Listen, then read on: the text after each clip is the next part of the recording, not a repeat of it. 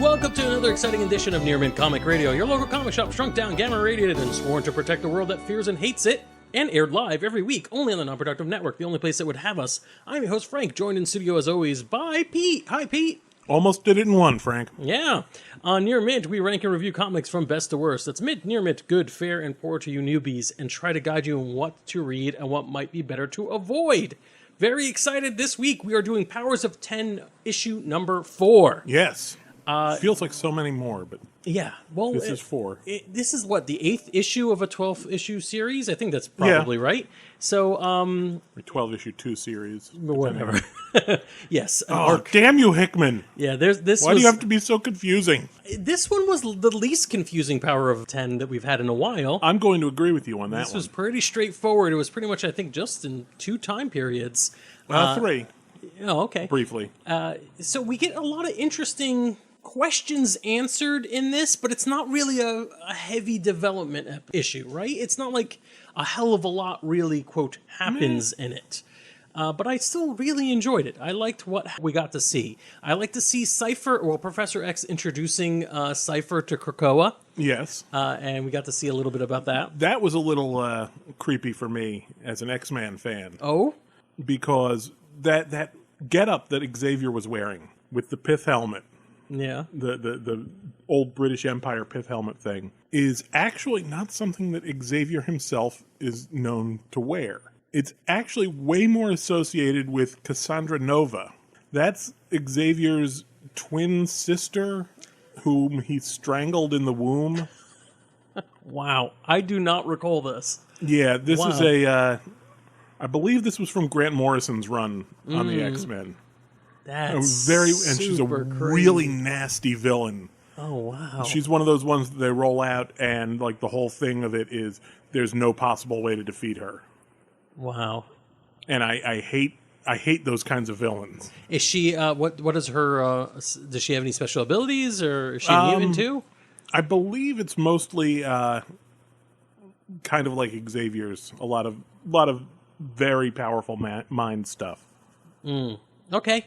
That's interesting. I did not pick up on that at all. I just thought it was fun to see Cypher flex and use his ability to create translate an entire backstory for the island, which was weird. A very weird backstory. Tying it into Apocalypse, I believe, was Apocalypse and the Horsemen, right? and Magic, I believe. Oh, wow. With her soul sword. So, just Blade, answering some background questions, but at the same time introducing a whole bunch of other ones that I don't think will probably get resolved in this series. I don't know if we're going to go that deep into the history of Krakoa.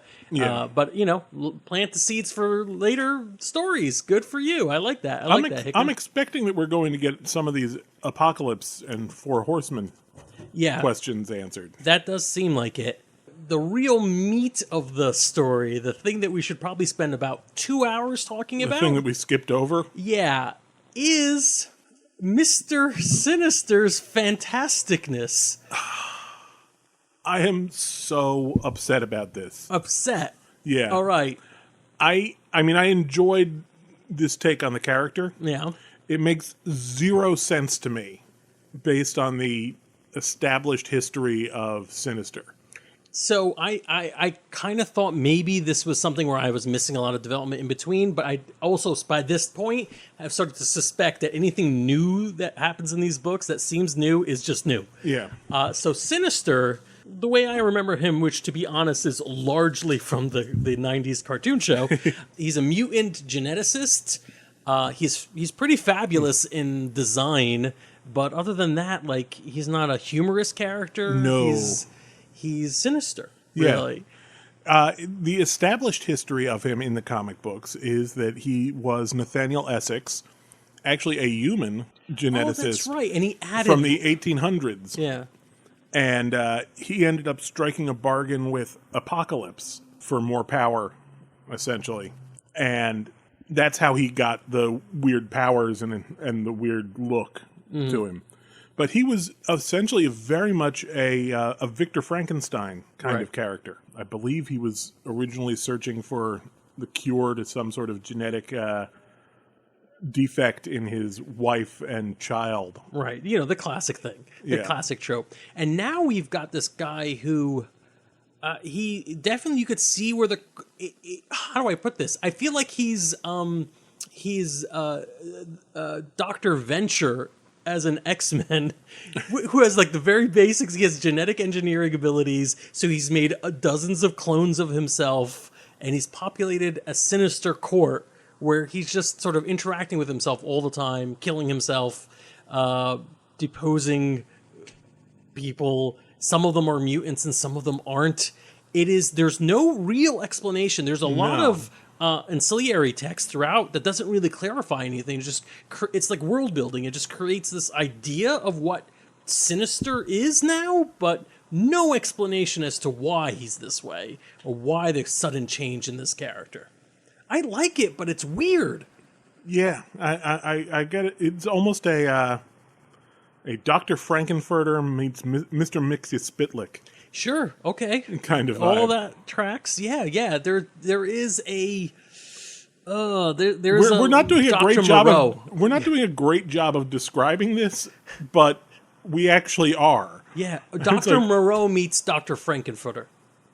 Yeah. Yeah. But with the weird powers too. Yeah, there is seemingly. It's a very surreal moment, but the cool thing about it to me is it justifies what we said in our last episode. I think by introducing Sinister into the mix now, when Charles and Magneto, I guess Charles and Eric, if I want to be super familiar with both, reach out to Sinister to start making a database of mutants, I think we're beginning to see those dividends on the pod people argument, right? That's why from the last issue, all the X-Men die. This issue, we're running into Sinister, who's making a bunch of other Sinisters. I mean... And this is how we make backup X-Men. Yes. I had not thought of that. There you go. Interesting. I'm glad I was able to help with that. I think that's what's happening.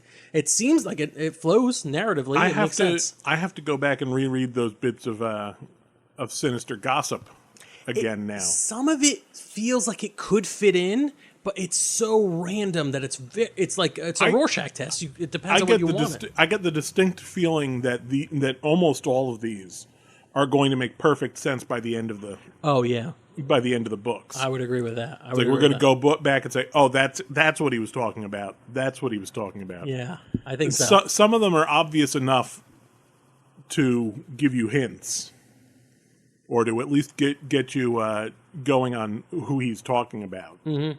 I mean, something about the survival of the fittest. Yeah. And then there's the bald man. Right. Some of it's pretty obvious, but even then, the context... Clearly, he's prophesizing about Telly Savalas. Of course. Yes, another deep cut from Pete. So the last part of the story that we haven't really touched upon is the 1,000 Years of the Future, that thing that seems like a complete non sequitur. It's when humanity, or Earth, I guess is a better way of describing it, whatever ends up... the librarian and whatnot. Yes, and what looks like a little floating Nimrod. Identifies itself as a floating Nimrod, I believe. Reach out to a phalanx or the phalanx or what have you about ascending. And we got to get some context of this, that when societies become complex enough, they could ascend. The phalanx ascends machine intelligence, but not human, not organic intelligence. So they come up with a way of like, if we upload our brains into computers and you ascend the computers, is that good enough? And we're left hanging. So, which is an interesting existential question. It's a philosophical question. It's a brain in the box. Are you different than a perfect copy of you that's in a machine? You know, that's kind of interesting. But I don't know where this plays out in this story at all. I don't know how this fits exactly. Except it is a little bit more background on the whole. In the future, it's not human versus mutant. Human powered by machines versus mutant dominated by machines. It is in fact machine versus, that's it, machine inherited the world. It's an interesting story. Or did they? Maybe. I mean, there's an implication that, there are the biological creatures that are looking to transform, live on beyond the machines. Yeah. The line between... Maintain their identity. It connects and doesn't. And that's what's crazy about Powers of 10. So far, everything connects, but not quite all the way there. which I just hope... I think our next issue is going to be one of those redlined issues. It is. And that's supposed to be like, remember the last House time... of X5. I think the last time we had that was the reveal of Moira X. Yeah. And those were like amazing issues, so... This could be a big one. Yeah. I'm excited. All right, time to rank. What do we think about Powers of 10 number 4? I got to admit, Sinister is one of my favorite characters in the X-Men. And I just cannot handle what they did to him. I can't do it. It just... If you want to change his personality somehow, that's fine. But do it in some sort of way that it makes sense with the timeline. Because if we're looking at this, the differences that are here, as far as I can tell, the differences between realities should use Moira McTaggart as a fulcrum. Okay. Yeah. Like her birth, like things happened before her birth shouldn't be changed. Right. And it doesn't seem like there's so much that radically changes because she is just Generally one human being. speaking, yeah. But there's no reason for Sinister's baseline personality to be so different. So I gotta, with those inconsistencies. Also, there's some inconsistencies about how powerful Cypher's abilities are, and how long it takes him to pick up on languages. I can't give it more than a good. Oh, I'm sorry. Disappointing. I love Sinister in this, possibly because I like the villain, I like the character, but somehow this felt good. Although it does feel more like alternate universe now that I think about it. It didn't shake me to my core. I am okay, and I did enjoy it, so I'm gonna give it a near mint. And that's it. That's it for this episode. We are all caught up. I cannot wait for the next issue. It's hopefully going to be a big one, a doozy. Yeah. Thanks for listening. If you enjoyed this episode of Near Mint, please like, follow, and subscribe so you get the latest in the podcatcher of your choice. And leave us a good review. We need those to pay bills. That's the sound of money going bling, bling, bling. Bling, bling.